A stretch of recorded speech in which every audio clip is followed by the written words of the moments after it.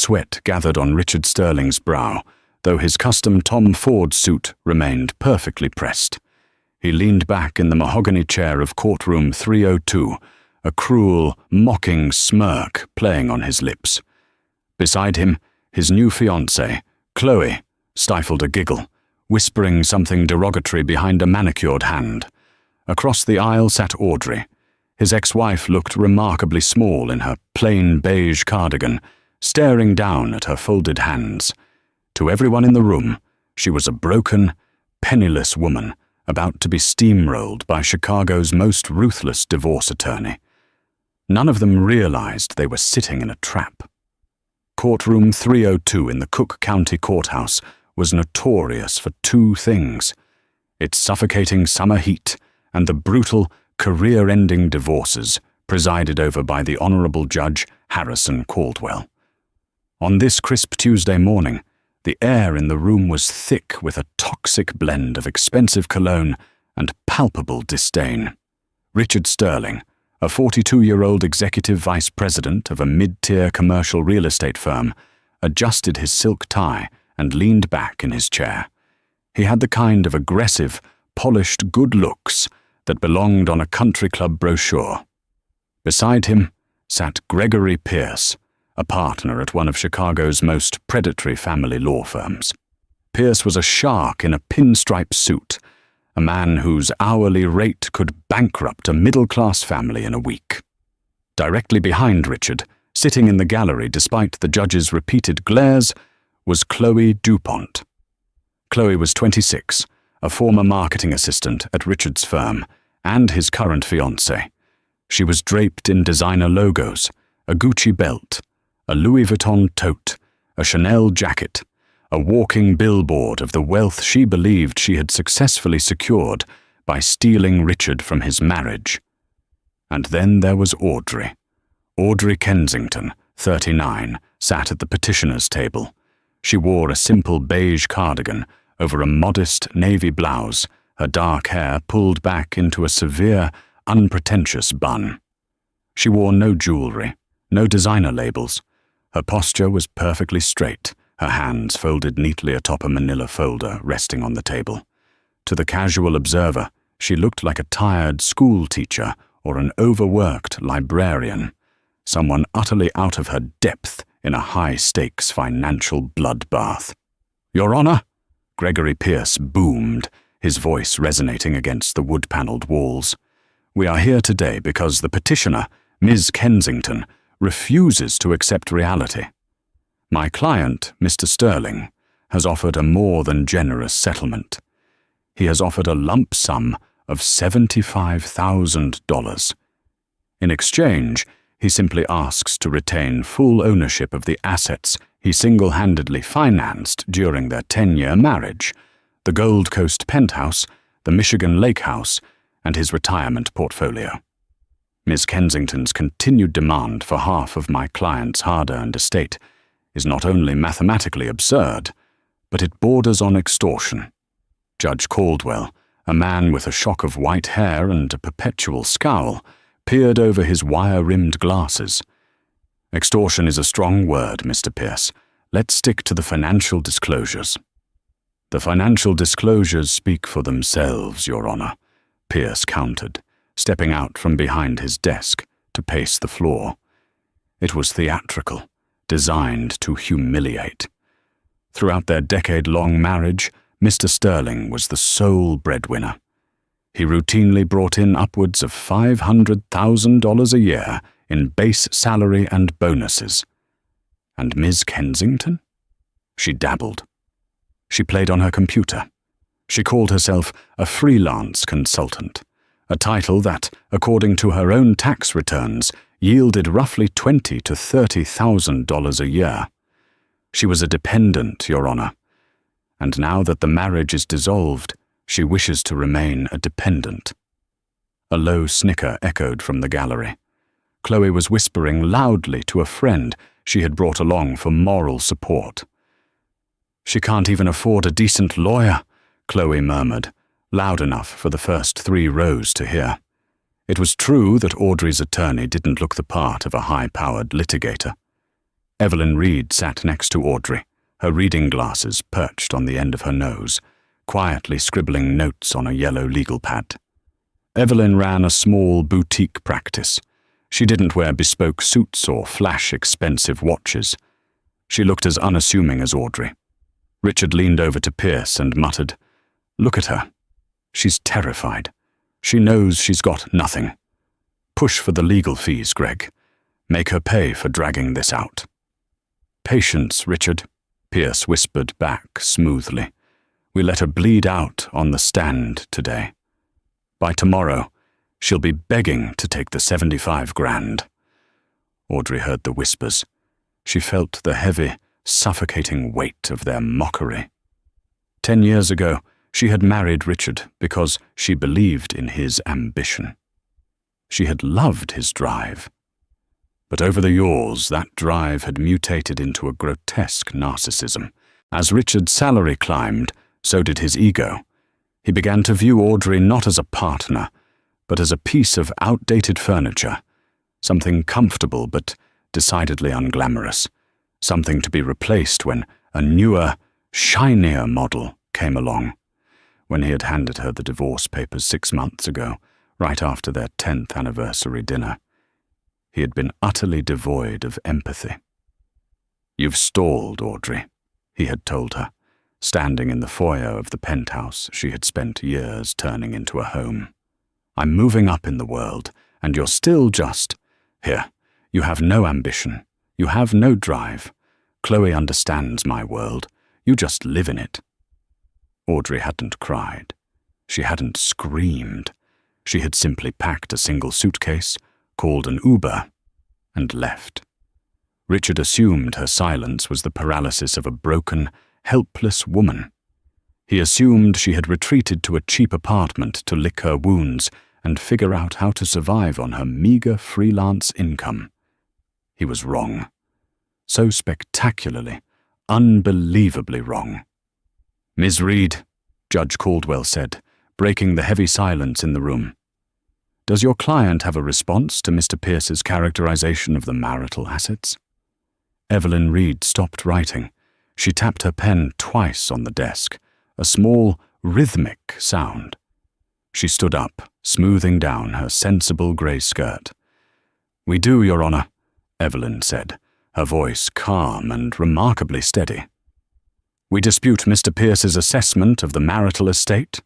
Furthermore, we dispute the narrative that Mr. Sterling was the primary financial pillar of this marriage.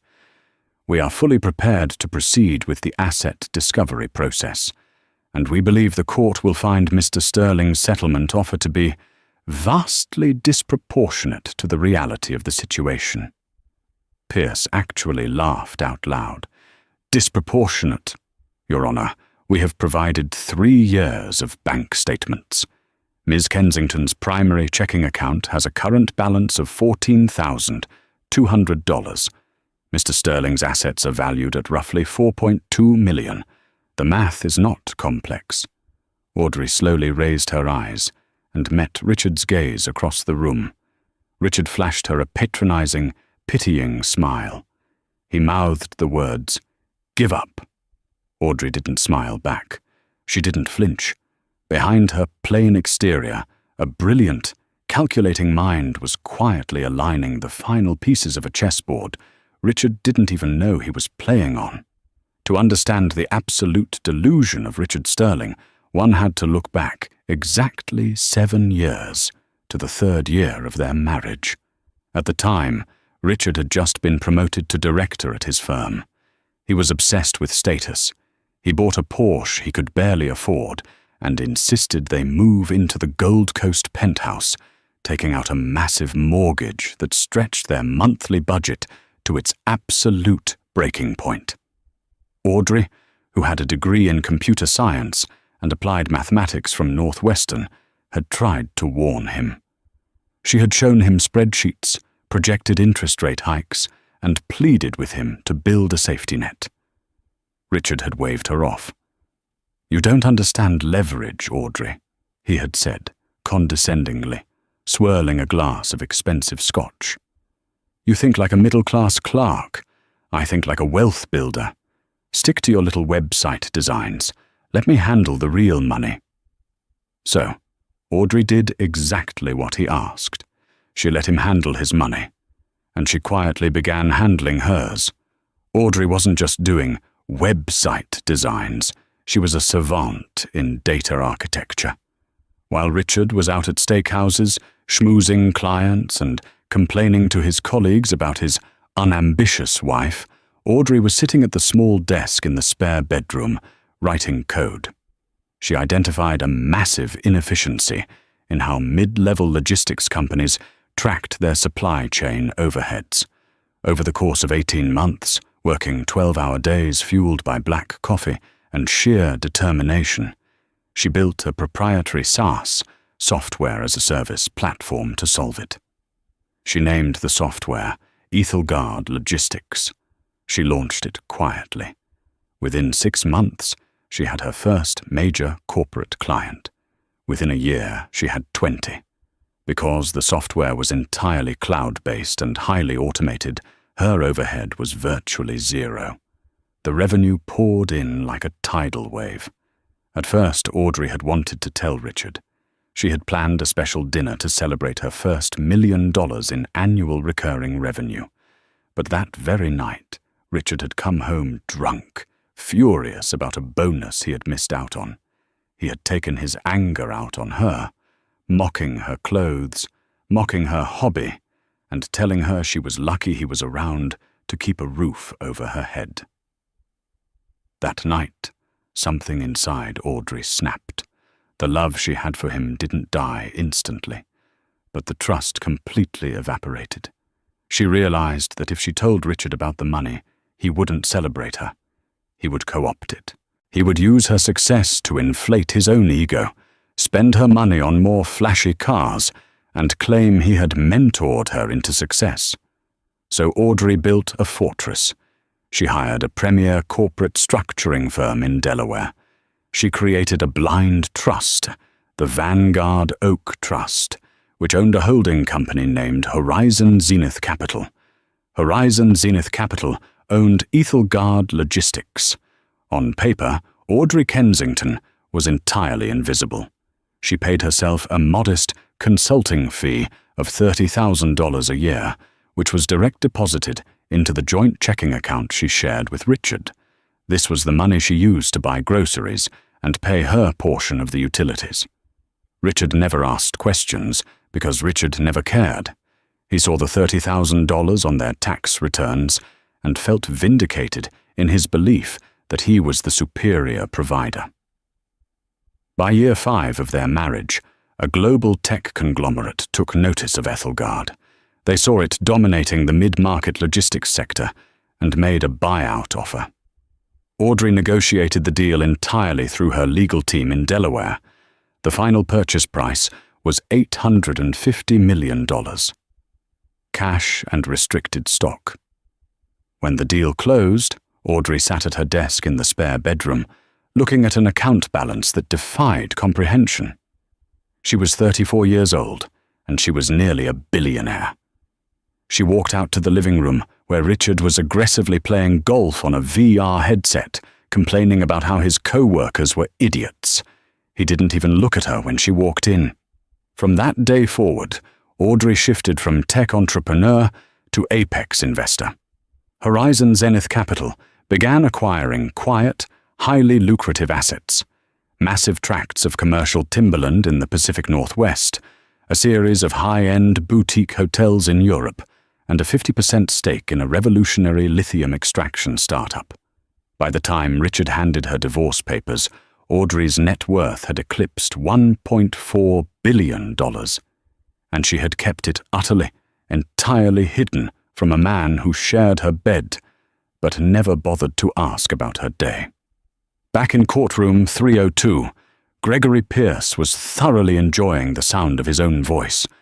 He had called Audrey to the stand for direct examination, a move designed purely to break her spirit early in the proceedings. "Ms. Kensington," Pierce said, leaning against the wooden railing of the witness box, invading her personal space. "Let's talk about your contributions to this marriage. In the year 2021, did you purchase a new vehicle? Yes, Audrey said quietly. And what kind of vehicle was it? A Honda Civic. A reliable car, Pierce noted, his tone dripping with sarcasm. And how did you pay for this vehicle? I leased it, Audrey replied. You leased it? Because you couldn't afford to buy it outright, correct? Pierce pressed. Because your income as a freelance consultant was a mere $28,000 that year? Objection, Evelyn Reed said mildly from her table. Argumentative. Sustained. Mr. Pierce, stick to the facts, Judge Caldwell warned. The fact, Your Honor, is that my client paid the mortgage, the insurance, the grocery bills and the utility bills. He funded their lifestyle entirely, Pierce said, turning his back to Audrey and facing the judge. He then spun back around, pointing a finger at her. Miss Kensington, isn't it true that during the month of October last year, your credit card was declined at a grocery store, and Mr. Sterling had to transfer funds into your account to cover a $100 bill? Chloe snorted from the gallery. Richard smiled. Yes, Audrey said. Her voice didn't waver. That is true. It was true. What Pierce didn't know was that Audrey's card had been declined because she had triggered a fraud alert by attempting to wire $35 million to an escrow account in Geneva earlier that morning, and her bank had temporarily frozen all her domestic cards as a security measure. She had asked Richard for $100 to buy dinner, and he had lectured her for 20 minutes about her reckless spending habits before transferring the money. No further questions for this witness at this time, Your Honor, Pierce said, strutting back to his table like a rooster. I think the court has a very clear picture of the financial dynamics of this marriage. Judge Caldwell looked at Evelyn Reed. Ms. Reed, would you like to cross-examine? Not at this moment, Your Honor, Evelyn said. However, I would like to formally submit our counter-discovery documents to the court and to opposing counsel. I believe they will provide a fuller picture of the marital estate. Gregory Pierce didn't even bother to look at the thick stack of manila envelopes Evelyn Reed handed to his paralegal. He assumed it was a desperate attempt to scrounge up receipts for minor home improvements, or perhaps a pathetic attempt to lay claim to the equity in Richard's Porsche. Your Honor, Pierce sighed, exasperated. We are willing to review whatever trivial expenses Miss Reed has compiled, but I must reiterate my client's position. We are asking for a clean break. Mr. Sterling retains his assets, his retirement, and his real estate. He assumes the remaining mortgage debt. Miss Kensington takes the $75,000 and walks away. If she refuses, we will be seeking a court order to force the sale of nothing, and we will petition for Miss Kensington to cover our legal fees for this egregious waste of the court's time. Judge Caldwell frowned, flipping through the initial pages of the binder Evelyn had placed on his bench. He adjusted his glasses. He looked closer. He turned a page, then another, his brow furrowing deeper with every passing second. Mr. Pierce, Judge Caldwell said, his tone suddenly devoid of its previous impatience. It was now sharp, edged with confusion. Have you reviewed these documents? Not yet, Your Honor. We literally just received them. I'm sure it's just a ledger of grocery receipts, Pierce said dismissively. I strongly suggest you look at them. Now, the judge commanded. Pierce frowned, annoyed by the judge's tone. He snapped his fingers at his paralegal, who hastily handed him a duplicate binder. Richard leaned over, trying to see what the fuss was about. Chloe stopped texting in the gallery and leaned forward, sensing a shift in the room's energy. Pierce opened the binder. The first document was a standard financial disclosure form. He skimmed past the personal information. He looked at the section labeled Assets, Real Estate. He stopped breathing. Listed under Audrey Kensington's name was not a lease for a Honda Civic. Listed there were properties. Not one. Not two. One. Commercial Tower, 450 West Loop, Chicago, Illinois. Ownership, 100% via Horizon Zenith Capital. Valuation, $145 million. 2. Residential estate, Lake Forest, Illinois. Ownership, 100%. Valuation, $12,500,000. 3. 3 boutique hotels, Paris, France. Ownership, 100% via Vanguard Oak Trust. Valuation, 68 million euros. Pierce blinked rapidly. He felt a sudden, cold dread pool in his stomach. He flipped the page to liquid assets and equities. Account 1. J.P. Morgan Private Bank. Balance, $214,500,000. Account 2. UBS Wealth Management. Geneva. Balance, $410 million. Corporate holdings, 50% equity in Ethereum Lithium Corp. Estimated valuation, $650 million. What is this? Pierce croaked. His booming theatrical voice was completely gone. He sounded like a man who had just swallowed glass. Is this a joke? This is fraudulent documentation, Your Honor. This is perjury. Richard grabbed the binder from Pierce's hands. He stared at the numbers. His eyes widened until they looked like they might pop out of his skull. 410 million? What is this, Audrey? What kind of sick prank is this? Audrey sat perfectly still. She looked at Richard, her expression serene, almost pitying. Your Honor, Evelyn Reed said, stepping forward. Her demeanor was no longer mild, it was commanding. As the court can clearly see from the verified, audited financial statements provided by Goldman Sachs, J.P. Morgan, and our corporate trustees in Delaware, my client, Ms. Kensington, possesses a net worth of approximately $1.42 billion. These assets were acquired during the course of her marriage to Mr. Sterling. Chaos erupted in courtroom 302. "Billion!" Chloe screamed from the gallery, leaping to her feet. "She's a billionaire! You said she was broke!" She hit Richard on the shoulder. "Silence in the gallery!" Judge Caldwell bellowed, slamming his gavel. "Bailiff, if that young woman speaks again, escort her out." Chloe clamped her hands over her mouth, her eyes wide with shock and horror as she stared at the woman in the cheap beige cardigan. Richard was hyperventilating. His perfectly pressed suit suddenly felt like a straitjacket. He looked at his own lawyer, panic setting in. Greg, tell them this is fake. Tell them she's lying." "Your Honor," Pierce stuttered, visibly sweating now. We had no knowledge of these assets.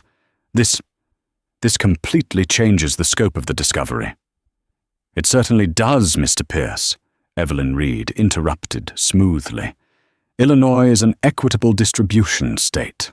Assets acquired during the marriage are subject to division. However, it is also a state that frowns heavily upon financial abuse, abandonment, and the dissipation of marital assets for the purpose of carrying on an extramarital affair." Evelyn walked over to the defense table and dropped another, thinner folder in front of Pierce. "What is this?" Pierce asked, terrified to open it. "That," Evelyn said, her voice ringing out clearly, "is a detailed accounting of Mr. Sterling's financial activities over the past 3 years. You see, while my client was quietly building a billion-dollar empire, Mr. Sterling was busy committing fraud." Richard's face drained of all color. "Fraud? I didn't." "You did, Richard," Audrey spoke for the first time since she had left the witness stand. Her voice wasn't loud, but in the stunned silence of the courtroom, it carried like a gunshot. "You forged my signature." Evelyn opened the folder for Pierce, pointing a manicured finger at the highlighted documents. 2 years ago, Mr. Sterling took out a second mortgage on the Gold Coast penthouse. He needed liquid cash to fund his lifestyle, specifically a series of luxurious vacations to St. Bart's with his current fiancée, Ms. DuPont, and to purchase a $300,000 yacht. Evelyn turned to the judge. Because Miss Kensington was technically a co-owner of the penthouse, her signature was required on the loan documents. She never signed them. Mr. Sterling forged her signature, secured a loan of $1.2 million, and squandered it entirely on an extramarital affair. We have the forensic handwriting analysis to prove it, as well as the paper trail of wire transfers from his private account to a yacht brokerage in Miami. Judge Caldwell looked at Richard with absolute disgust. "Mr. Sterling, is this true?" I, Richard stammered, looking frantically around the room. The smug, arrogant executive was gone. In his place was a trapped, terrified animal. She wouldn't have understood the leverage. It was an investment. I was going to pay it back. By committing felony wire fraud and forgery? Judge Caldwell asked, his voice dripping with venom.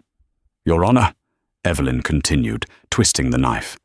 Mr. Pierce stood here today and demanded that my client accept $75,000 and walk away, leaving Mr. Sterling with his hard-earned estate. We would like to officially reject that offer. Evelyn pulled out a final sheet of paper. Our counter-offer is as follows. Given Mr. Sterling's egregious financial misconduct and felony forgery, we are petitioning the court for an unequal distribution of the marital estate. Ms. Kensington will retain 100% of her corporate holdings, liquid assets, and real estate acquired through Horizon Zenith Capital, as Mr. Sterling contributed absolutely nothing to their creation or maintenance, and actively impeded her career. She paused, letting the reality sink in. Furthermore, we are petitioning that Mr. Sterling assume sole responsibility for the $1.2 million fraudulent mortgage he originated. We are also demanding that he surrender his equity in the Gold Coast penthouse to offset the legal fees Ms. Kensington has incurred to uncover his fraud. You're taking everything, Richard whispered, his voice cracking. You're leaving me with debt? Audrey looked at him, her face completely unreadable. I'm leaving you with exactly what you built, Richard. Nothing but a house of cards. Pierce was frantically whispering to Richard. Don't say another word. Do you understand me? Shut up! You're looking at prison time if they refer this to the district attorney. We can fight this, Richard hissed back, grabbing Pierce's lapels. She has $1 billion. I'm entitled to half. The law says I'm entitled to half. Mr. Sterling, control yourself, Judge Caldwell warned. Evelyn smiled a thin, dangerous smile. Mr. Sterling believes he is entitled to half of a fortune he routinely mocked. But there is one final detail we must address regarding the Vanguard Oak Trust, Your Honor. Evelyn handed a single document to the bailiff, who walked it up to the judge. When Ms. Kensington established the trust in Delaware, Evelyn explained, she included a standard moral turpitude and fidelity clause. It is a highly specific covenant, stating that any beneficiary or spouse of a beneficiary forfeits all claims to the trust's assets if they are proven to have engaged in documented financial infidelity or adultery that results in the dissolution of the marriage. Evelyn looked directly at Chloe, who was now weeping silently in the gallery. We have provided the court with over 400 pages of text messages, hotel receipts, and photographs documenting Mr. Sterling's affair with Miss DuPont, spanning back 2.5 years. By his own actions, Richard Sterling legally locked himself out of $1 billion fortune. Richard slumped into his chair, as if he had been physically struck. The air rushed out of his lungs. He looked at the plain beige cardigan Audrey wore. It wasn't a symbol of poverty. It was armor. She had sat there, letting him humiliate her, letting him dig his own grave while holding all the cards. Would you like me to continue with the reading of the asset forfeiture details, Your Honor? Evelyn asked pleasantly. Or should we allow Mr. Pierce some time to consult with his client about his impending bankruptcy? Judge Caldwell slammed his gavel down, the sound echoing like a thunderclap in the silent room. We are taking a 30-minute recess, Judge Caldwell announced, his voice slicing through the pandemonium of courtroom 302. He pointed a stern finger at Gregory Pierce. Counselor, I suggest you use this time to advise your client on his Fifth Amendment rights, because the moment we reconvene, I am forwarding these forged mortgage documents to the Cook County State's Attorney's office. The crack of the gavel was definitive. The judge swept out of the room, leaving behind a suffocating silence that lasted only a second before the courtroom erupted again. Pierce didn't even pack his briefcase. He rounded on Richard, his face purple with rage. You forged a signature on a $1.2 million federal bank loan? He hissed, his voice dropping to a furious whisper. You lied to me during discovery. Do you have any idea what you've done to my firm's reputation? To me? Greg, please! You have to fix this, Richard pleaded, his hands trembling as he reached for his lawyer's sleeve. She set me up. She hid $1 billion. She hid it legally, you idiot, Pierce spat, violently shaking off Richard's grip. She put it in a Delaware blind trust. It's airtight. But you committed felony wire fraud. I am a divorce attorney, Richard. I don't do white-collar criminal defense, and even if I did, I wouldn't touch you with a 10-foot pole. My retainer just tripled, and if you can't pay it by noon, I am filing a motion to withdraw as your counsel. Pierce stormed out of the courtroom, leaving Richard standing alone at the defense table, looking like a man who had just stepped on a landmine and was waiting for the click. In the gallery, Chloe was having a full-blown meltdown. The carefully curated illusion of her glamorous future had just evaporated in the span of 20 minutes. She pushed past the wooden swinging gate, her expensive heels clicking frantically on the linoleum. "Richard!" she shrieked, her voice stripped of its usual breathy, flirtatious tone. "Is it true? You don't have the money? You took out a loan for the boat?" "Chloe, baby, keep your voice down," Richard begged, looking nervously at the bailiff who was watching them with undisguised amusement. "I can explain. We just hit a little bump. I'm still a vice president. I still make $500,000 a year." $500,000? Chloe interrupted, laughing hysterically. "You owe more than $1 million to the bank. You're going to jail. I didn't sign up for this. I signed up for a penthouse and St. Bart's, not conjugal visits." Across the room, Audrey was calmly packing her beige canvas tote bag. Evelyn Reed handed her a sealed copy of the transcripts. Neither woman paid any attention to the soap opera playing out at the defense table. They moved with the quiet efficiency of snipers who had just confirmed their target was neutralized. As Audrey turned to walk down the center aisle, Richard broke away from Chloe and blocked her path. His face was pale, slick with cold sweat. The arrogant sneer he had worn just an hour ago was entirely gone, replaced by the desperate, wide-eyed look of a drowning man. "Audrey. Odie, wait," Richard stammered, holding his hands up placatingly. Let's just talk about this. As adults. We were married for 10 years. We loved each other once. You don't want to see me go to prison, do you?" Audrey stopped. She looked up at him, her dark eyes completely devoid of the warmth he had spent a decade taking for granted. She didn't look angry. She looked utterly indifferent, which terrified him even more. "We aren't adults having a conversation, Richard," Audrey said, her voice smooth and unbothered. "We are opposing parties in a litigation you initiated, and you didn't love me. You loved the convenience of me. You loved having a quiet, unassuming wife at home while you played the big shot." "I made a mistake," Richard practically whined, ignoring the fact that several law clerks had stopped in the hallway to watch the spectacle. The loan!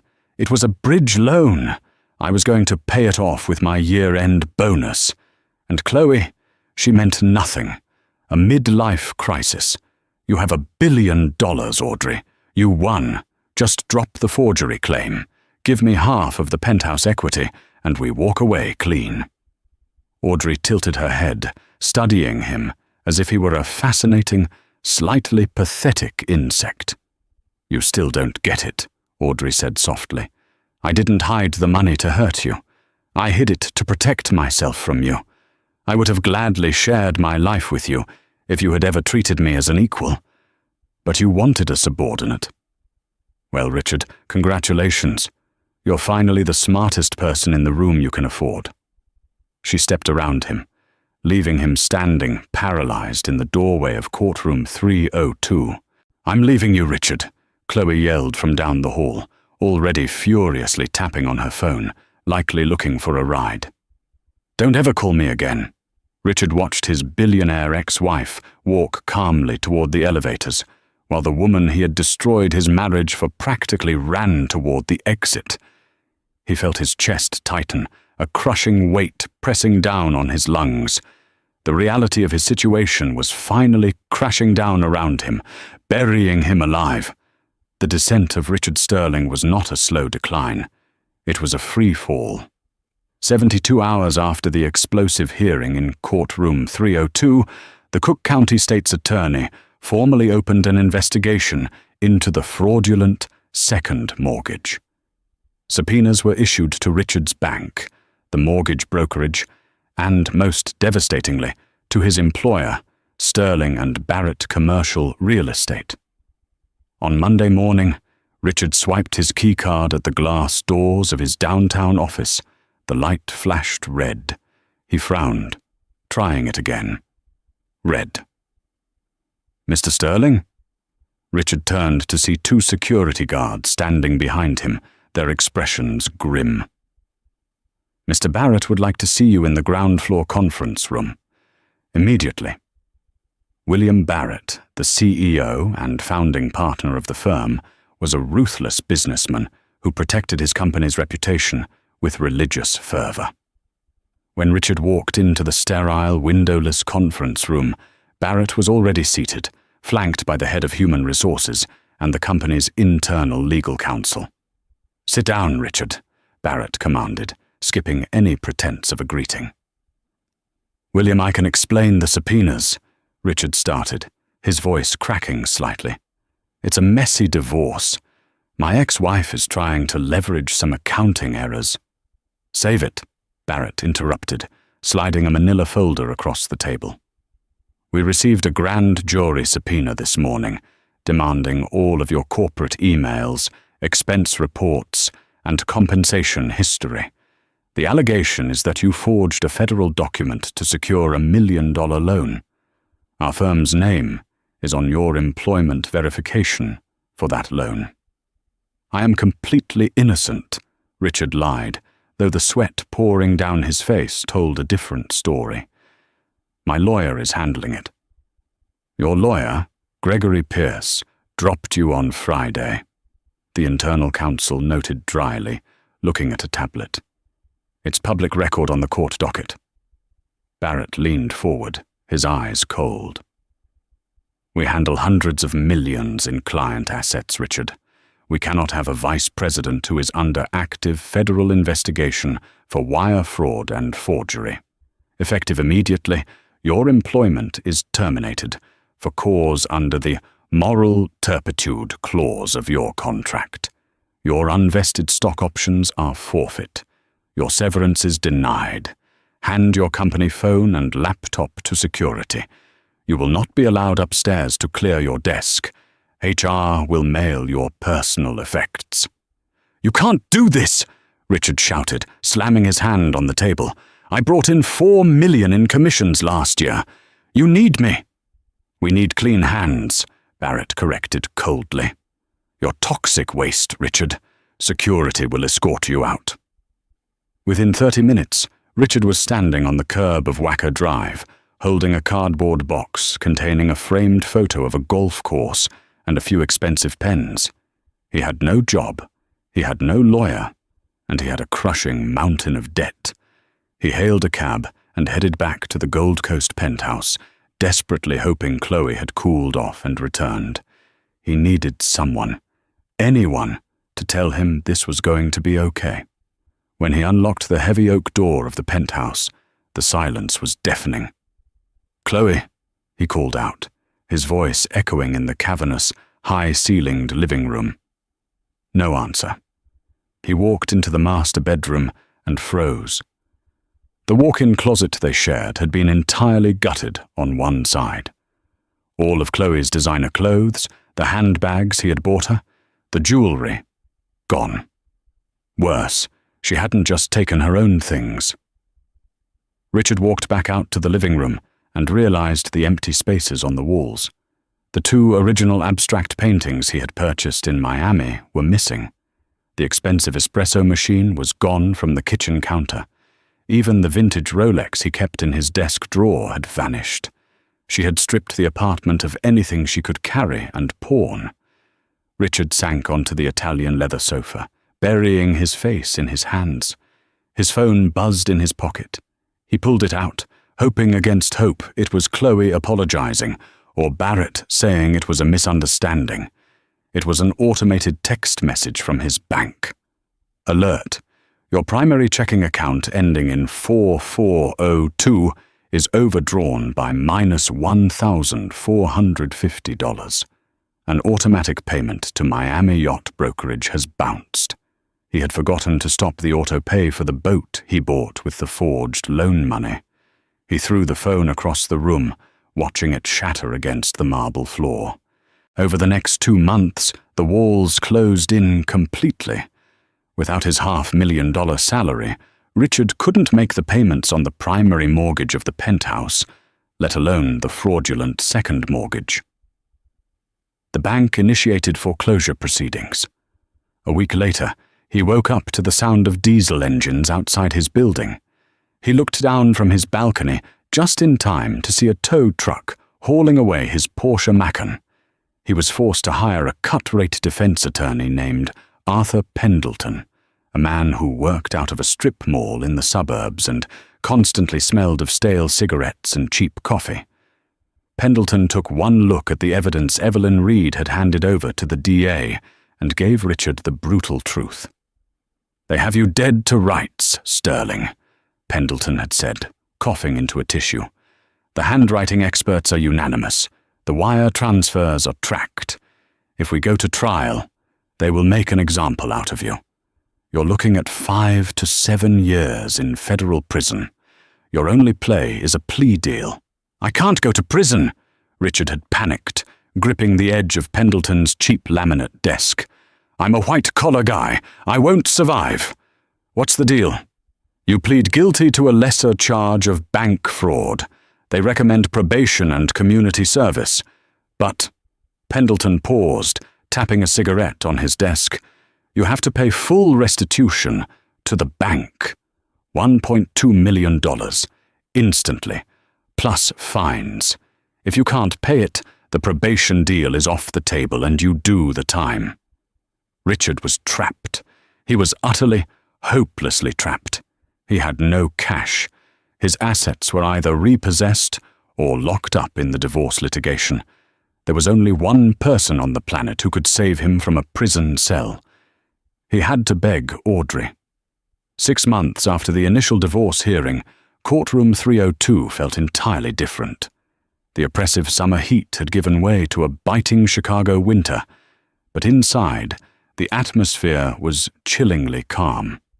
Audrey Kensington sat at the petitioner's table, looking exactly as she had 6 months prior. She wore a tailored black blazer this time, but her demeanor was the same, composed, quiet, and utterly immovable. Evelyn Reed sat beside her, organizing a remarkably thin stack of papers. Across the aisle sat Richard Sterling. The transformation was shocking.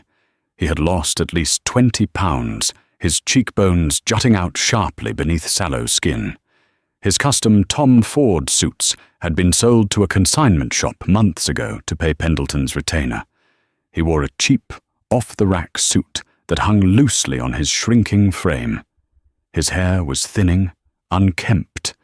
He looked 10 years older, his eyes darting nervously around the room, completely devoid of the arrogant spark that had once defined him. Judge Caldwell took his seat at the bench, looking down at the two parties. We are here to finalize the dissolution of marriage between Audrey Kensington and Richard Sterling, and to review the proposed final settlement, Judge Caldwell announced. He looked at Richard with a mixture of pity and lingering disgust. Mr. Sterling, you are represented by Mr. Pendleton today. Yes, Your Honor, Pendleton wheezed, standing up briefly. Very well. Ms. Reed, you have the floor, the judge prompted. Evelyn stood up, smoothing her skirt. Your Honor, after extensive mediation, and in light of the parallel criminal proceedings regarding Mr. Sterling, we have reached a finalized agreement that both parties have signed. Let's hear it, Judge Caldwell said, leaning back.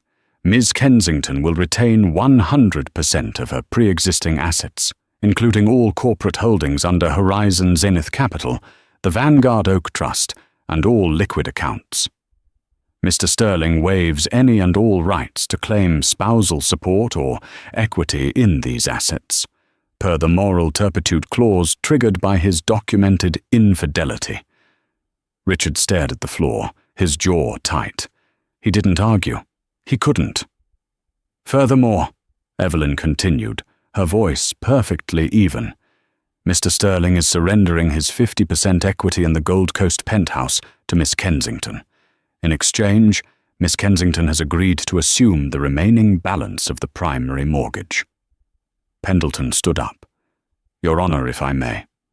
My client is agreeing to this total surrender of marital assets because Miss Kensington has generously agreed to a secondary transaction outside of the marital estate, which is crucial to his pending criminal plea deal.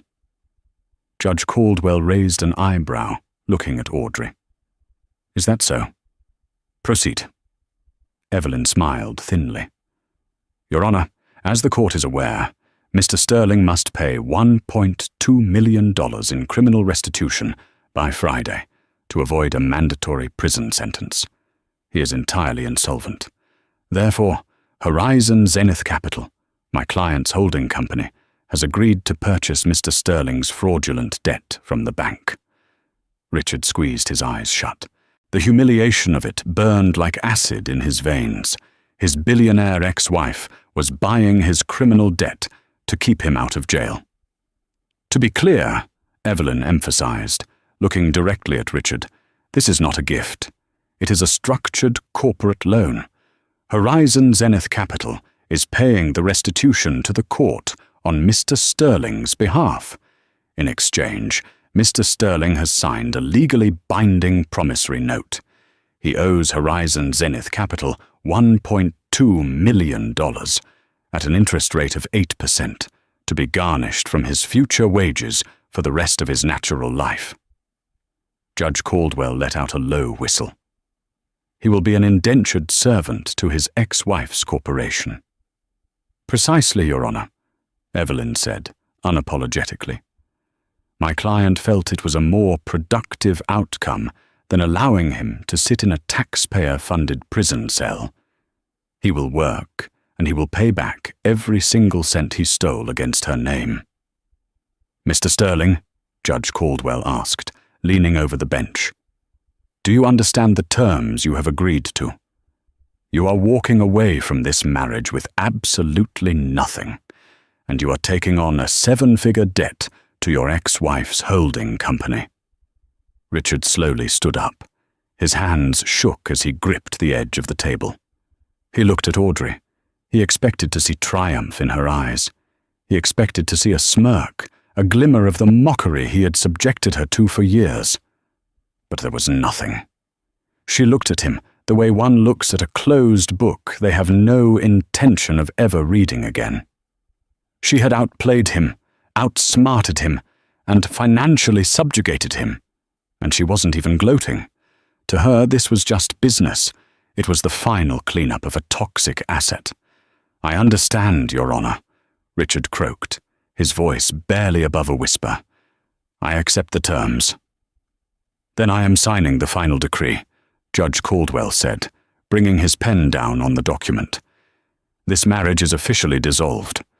Mr. Sterling, consider yourself exceptionally lucky that Ms. Kensington has a better grasp of leverage than you do. We are adjourned." The gavel banged. The sound finalized Richard's utter ruin. As the courtroom cleared, Richard lingered at his table, packing his few meager papers into a battered briefcase. He watched Evelyn Reed pack up her meticulous binders. Audrey stood, picking up her simple beige tote bag. "Audrey," Richard called out softly. Audrey paused and turned to face him one last time. "Why?" Richard asked, his voice breaking. "Why didn't you just let me go to prison? Why buy the debt? Was it just to torture me? To own me?" Audrey looked at him, adjusting the strap of her bag on her shoulder. The harsh fluorescent lights caught the quiet, unyielding strength in her face. "You give yourself too much credit, Richard," Audrey said calmly. "I didn't buy your debt to torture you. I bought it because the bank was offering a distress sale, and I negotiated the purchase for 80 cents on the dollar. Horizon Zenith Capital stands to make a 20% profit on your repayment, plus the 8% annual interest." Richard's mouth fell open. He was stunned into absolute silence. "You see," Audrey continued, her tone completely devoid of malice, delivering the final, fatal blow to his ego. "You were never my husband in the end. You were just a bad investment, and I don't let bad investments cost me money." With that, the billionaire turned and walked out of the courtroom, leaving Richard Sterling standing in the wreckage of a life he had arrogantly dismantled with his own 2 hands. 2 years had passed since the heavy wooden doors of courtroom 302 closed on Richard Sterling's lavish, deceitful life. Chicago's blistering summers and brutal winters cycled through, but the financial hierarchy of the city had subtly shifted. Audrey Kensington had not bought a super yacht. She had not purchased a fleet of neon sports cars, nor had she plastered her name across a hospital wing. True to her nature, she remained an invisible force. She upgraded her wardrobe from department store cardigans to understated, bespoke, Loro Piana cashmere, but she still drove herself to the grocery store. Her company, Horizon Zenith Capital, however, had grown into an apex predator in the private equity ecosystem. Operating from a sleek, unlisted office overlooking the Chicago River, Audrey quietly orchestrated billions. Her success was so profound and efficiently managed that it began attracting the attention of the ultra-elite. Just last month, she had politely declined a highly publicized joint venture acquisition offer from Ken Griffin, the billionaire founder of Citadel, simply because she preferred to keep her board of directors entirely independent. Griffin had reportedly been stunned. Nobody turned down Citadel. But Audrey Kensington did. She didn't need the capital, and she certainly didn't need the validation. Evelyn Reed, who had since become Horizon Zenith's chief in-house counsel, walked into Audrey's corner office on a rainy Tuesday afternoon. She dropped a pristine, leather-bound folder onto Audrey's glass desk. "Quarterly reports," Evelyn said, pouring herself a cup of green tea from a silver carafe. The lithium extraction startup in Nevada just cleared its environmental hurdles. We're projecting a 400% return by Q3. Audrey didn't look up from her laptop, though a small smile touched her lips. "Excellent. Roll 50% of the initial profits into the Vanguard Oak philanthropic arm. I want to fully fund that domestic abuse shelter initiative we discussed." "Done," Evelyn said. She paused, tapping her manicured fingernail against the leather folder. "And I have the monthly disbursement report from accounting, including the Special debt collection. Audrey finally looked up, closing her laptop. How is Mr. Sterling keeping up with his corporate obligations? Evelyn couldn't help but smirk. He's remarkably punctual, mostly because he has no choice. The court-ordered garnishment takes exactly 35% of his gross income before it ever hits his checking account. Richard's life had become a masterclass in irony. Following his conviction for misdemeanor bank fraud, a plea deal that kept him out of a cell but permanently destroyed his corporate reputation, he had been entirely blacklisted from commercial real estate. No reputable firm in the Midwest would touch an executive with a forgery record. Desperate, broke, and drowning in the 8% interest he owed his ex-wife's holding company, Richard had been forced to take a mid-level logistics management job at a regional freight carrier in the grim, industrial outskirts of Joliet. He lived in a cramped, 200-square-foot studio apartment that smelled faintly of boiled cabbage and damp drywall. He drove a rusted 2008 sedan with a broken heater. Chloe, predictably, had never spoken to him again, last seen on Instagram, tagging herself on a yacht in Monaco with a 60-year-old hedge fund manager. But the true poetic justice of Richard's existence wasn't the garnishment. It was his daily routine. "Did you know," Evelyn said, her eyes gleaming with amusement, "that Pioneer Freight, Richard's new employer, is one of the mid-market logistics companies that uses Ethelgard software?" Audrey leaned back in her chair, steepling her fingers. "I am aware. They signed a 5-year enterprise contract with us last November." "Which means," Evelyn noted, "that every single morning when Richard Sterling logs into his cheap cubicle computer to track freight manifests for $12 an hour, the very first thing he sees on his monitor is your company's logo." It was devastatingly true. Every day at 7:30 a.m., Richard sat beneath a flickering fluorescent bulb, typed his password into the employee portal, and was forced to stare at the sleek, blue Ethelgard logistics splash screen. It was a daily, inescapable reminder that the woman he had belittled, the unambitious wife he had financially abused and discarded, was the architect of his entire reality. She owned his debt. She owned the software he used to scrape together a miserable living. She owned the very air he breathed in the corporate world. He was trapped inside the empire she had built while he was busy mocking her. "Has he ever reached out?" Evelyn asked quietly, sipping her tea. "Once," Audrey replied, her tone completely neutral. "About a year ago. He sent an email to the corporate inbox, begging to renegotiate the interest rate. He said he couldn't afford to fix his car." "And what did you do?" Audrey stood up, walking over to the floor-to-ceiling window. She looked down at the sprawling, vibrant city below, a city that she now quietly owned a significant fraction of. The rain battered against the reinforced glass, but inside her office it was completely silent, warm, and secure. "I forwarded it to the automated customer service desk," Audrey said softly. "They sent him a boilerplate reply about our strict corporate debt structuring policies." She turned back to Evelyn, her dark eyes clear and unburdened. The ghost of Richard Sterling no longer haunted her. He was nothing more than a line item on a spreadsheet, a fractional yield in a billion-dollar portfolio. "We are done looking backward, Evelyn," Audrey said, her voice ringing with quiet, absolute authority. "Let's focus on the European acquisitions. We have an empire to run."